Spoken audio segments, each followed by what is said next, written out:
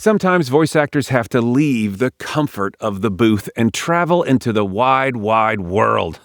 But we still have to work. So in this video, I'm going to review what makes a good hotel room for the traveling voice actor, and we're going to do it right now.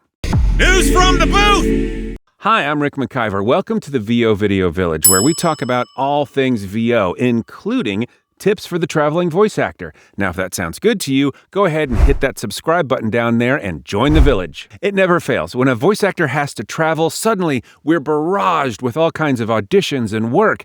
It's like they know we're not at home. What are you going to do? Well, you're going to build a porta-booth pillow fort thing in your hotel room. Not all hotels are created equal, though. Some are better than others, and there's some features that are really helpful. So today, we're reviewing the Residence Inn by Mariott in Nashville at Opryland. Let's get started. The Residence Inn by Mariott Nashville at Opryland is a newer hotel, and it's right by the Grand Ole Opry. It's very welcoming, nicely appointed, and that's all well and good, but it doesn't mean that it's a good hotel for a voice actor. There are a couple of things that are really important when it comes to being able to work remotely at a hotel, and they boil down to being able to create a quiet recording space.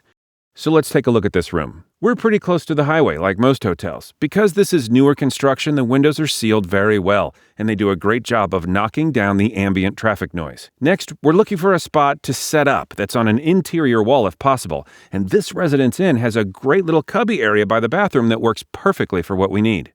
It's really helpful to have an ironing board to use as a scaffold for our pillow fort booth. And this hotel has one in the closet. So let's set up the work area. First, we set the ironing board up and then we use the comforter over the top. Then we get as many pillows as we can find and we stuff them around the edges. Lastly, I always put a towel right on the bottom to help soften the early reflections. And boom, Insta-porta-bootha. Next, you have to shut down the HVAC. And most rooms have a thermostat, no surprise. This being a newer hotel, it's easy to shut off the air. So here's what the room tone sounds like in the pillow fort recording through my Shure MV88.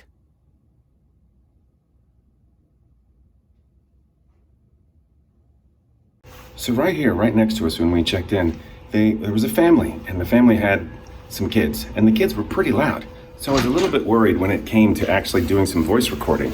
But the walls here are really, really thick. So, nice job.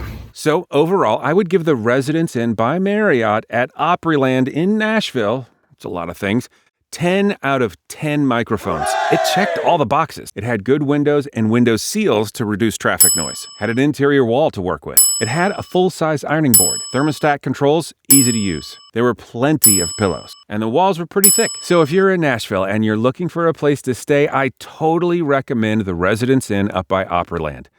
Thanks for watching. I hope this was helpful. See you next time.